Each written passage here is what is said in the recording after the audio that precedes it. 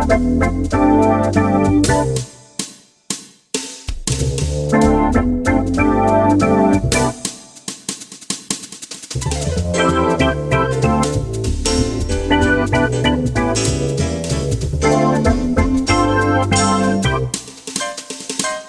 a quelques décennies, nous étions enfants, nous allions dans des voitures sans ceinture de sécurité, ni airbags.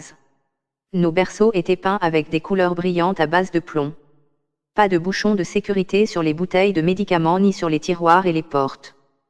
Quand nous partions à vélo, nous n'avions ni casque ni protection pour les coudes et les genoux.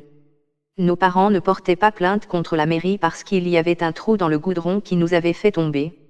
On buvait de l'eau du robinet, du jardin ou là où on en trouvait jusqu'à ce qu'on n'ait plus soif. On n'avait pas de bouteille d'eau minérale. On mettait des heures à construire des voitures avec des caisses et des tuyaux qui ne respectaient pas les normes Association française de normalisation ou Communauté économique européenne. Après quelques chocs, on avait appris à résoudre le problème. On se laissait tomber d'un arbre ou par terre. Le SAMU n'intervenait pas à chaque chute. On sortait jouer à la seule condition de rentrer pour l'heure du repas. On allait à l'école pour travailler et apprendre et non pour développer notre potentiel de créativité ou notre popularité sur les réseaux. Lorsqu'on ne travaillait pas, l'instituteur nous donnait des punitions ou des coups de règle sur les doigts. Nos parents ne sont jamais allés porter plainte ni frapper l'instit, on savait qu'on l'avait mérité. On n'avait pas de portable, on écrivait des lettres et des cartes postales. On se coupait, on se cassait les os, on perdait des dents, mais il n'y avait jamais de plainte déposée pour ces accidents. Personne n'était coupable sauf nous-mêmes. On jouait aux gendarmes et aux voleurs, on jouait avec des pétards, on n'a jamais fait brûler des voitures. On partageait un Coca à 4, quand on pouvait se l'acheter car c'était la bouteille en verre de 1 litre. On buvait tous à la même bouteille et personne n'est mort de le faire.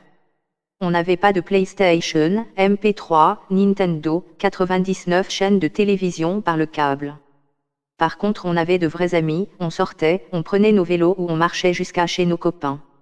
On sonnait ou on entrait tout simplement et on allait jouer.